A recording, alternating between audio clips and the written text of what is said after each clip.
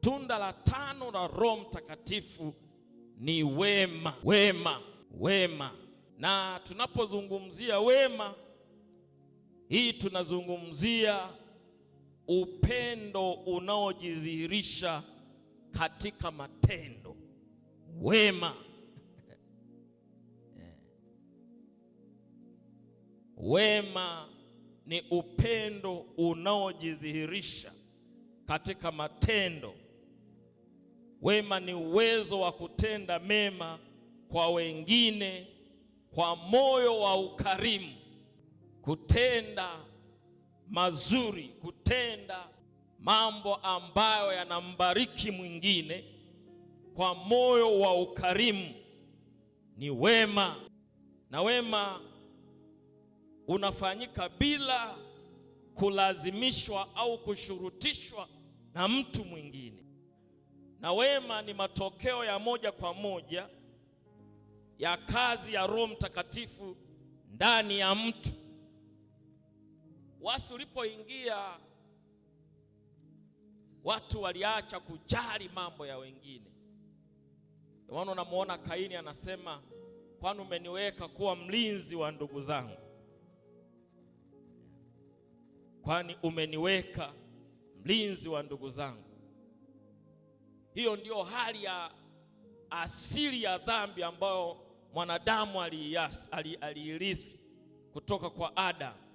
Kwa Roho Mtakatifu anapokuja ndani yetu, anafanya hiyo kazi ya kutugeuza, ya kututengeneza tuwe watu walio wema. Wapo ambao tunasukumwa kutenda mema kwa watu wengine, na hili lidhihirishwa moja kwa moja na Yesu mwenyewe. Ukisoma katika Matendo sura ya 10 mstari wa 38, imani bila wema haiwezi kumwonesha Kristo kwa ulimwengu.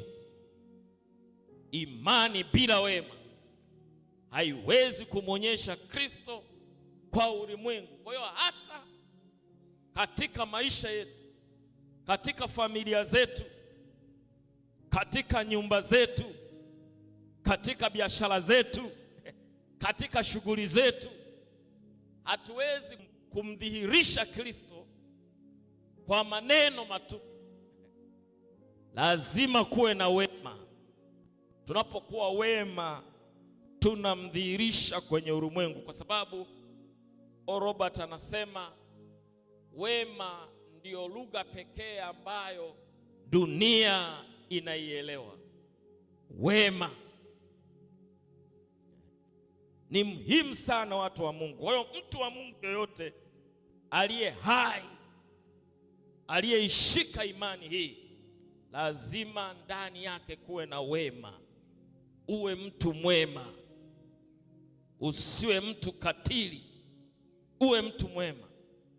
Uwe mtu mwema kwenye familia yako, uwe mtu mwema kwa majirani zako, uwe mtu mwema kwa watu unaowahudumia, watu wanaopita mikononi mwako, wakushuhudie kwamba wewe ni mtu mwema. Bwana Yesu asifiwe sana.